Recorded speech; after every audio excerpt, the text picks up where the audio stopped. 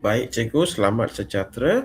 Okey, dalam video kali ini saya nak tunjukkan macam mana nak kita copy RPH yang kita buat dalam notebook LM ini, okey, ke dalam uh, RPH yang kita buat dalam spreadsheet. Okey, Google Spreadsheet. Baik. So, ini adalah RPH yang kita telah bina, okey. Untuk kelas saya 6 Marzam, saya tidak buat 3 kumpulan. Okey, saya hanya bahagikan mereka kepada 2 kumpulan saja. Okey. So sekarang saya buat ini untuk hari Jumaat. Okey, RPH hari Jumaat ini. Okey. So ini adalah RPH yang saya buat untuk tahun 6. Okey. So 5 hari bulan 3. So tema adalah keselamatan. So saya tukarkan tema keselamatan. Okey, unit 7. Okey, so saya tekan sini unit 7. Okey, lepas itu tajuk ni bahaya dawai kokot. So saya copy ni dawai kokot, saya paste dekat sini. Okey, bahaya dawai kokot. Baik. Sekarang saya nak pilih standard kandungan. So standard kandungan 2.3. So standard kandungan 2.3 dan standard pembelajaran saya 2.3.2. So saya pilih 2.3.2. Okey. So PKJR saya tak buat, so saya tinggalkan kosong. PKJR bukan hari Jumaat. Okey, dekat sini so saya buat objektif dulu. Pada akhir pembelajaran ini murid dapat so objektif untuk kumpulan 1 dan objektif untuk kumpulan 2. Jadi saya akan copy ni daripada perkataan kata kerja, okey, membaca dan mempersembahkan sekurang-kurangnya satu teks berita tentang bahaya dawai kokot dengan intonasi serta menyatakan dua nilai murni dalam teks cerita asli di hadapan kelas secara kreatif. Okey, so saya copy ni. Saya tekan sini, double click. Okey, double click, lepas tu cikgu highlight, paste.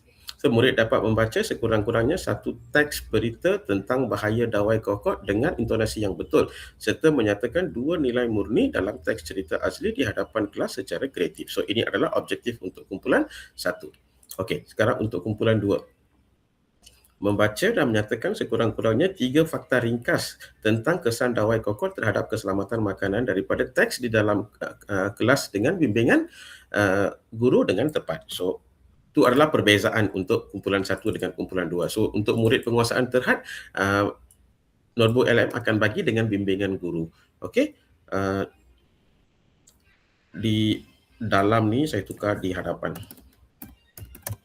Okey.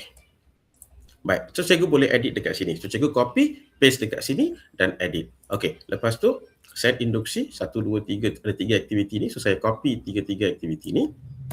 Copy. Lepas tu saya double click dekat bahagian set interaksi, highlight semua, tekan paste. Lepas tu cikgu nomborkan 1, 2 dan 3. Okey. Baik, siap. Lepas tu saya nak copy aktiviti kumpulan 1. Okey, saya akan copy semua ni. Lepas tu saya tekan kumpulan 1 ni, double click, lepas tu paste. Okey, lepas paste cikgu nomborkan.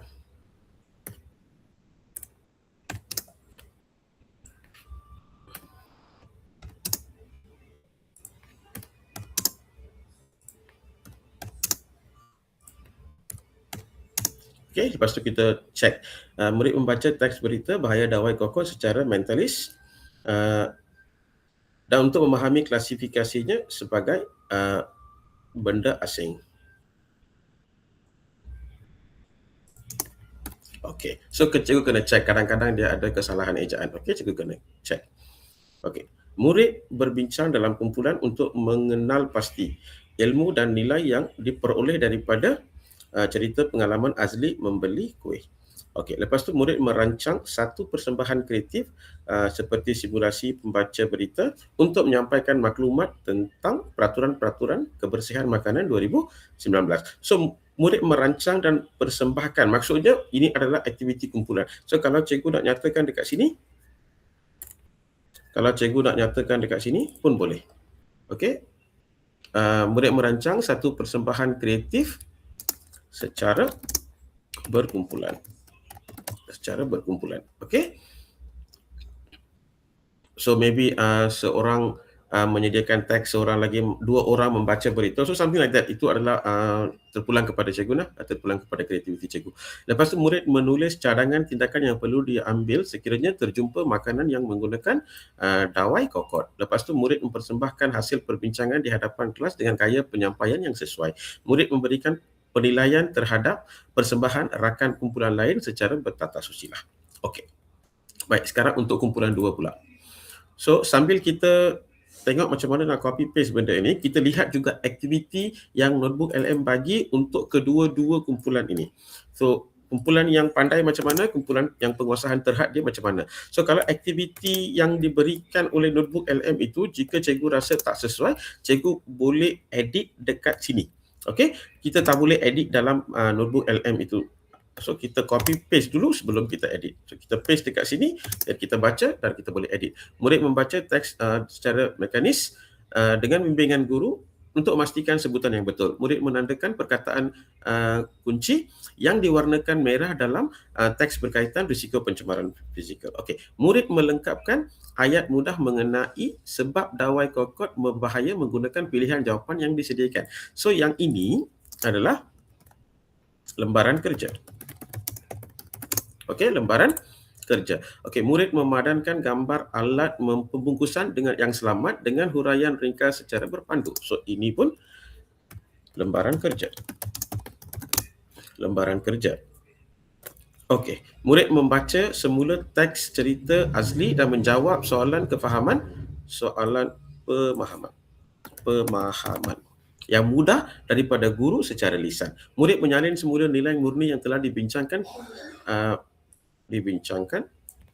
dalam buku latihan dengan tulisan yang kemas. Okey, baik. So, pasal lembaran kerja tu kita habiskan dulu RPH, baru saya akan terangkan tentang lembaran. Okey, baik. So, RPH sudah siap. Sekarang bahagian penutup ni kita copy dan kita paste seperti biasa, double click dan kita paste. So, nomborkan.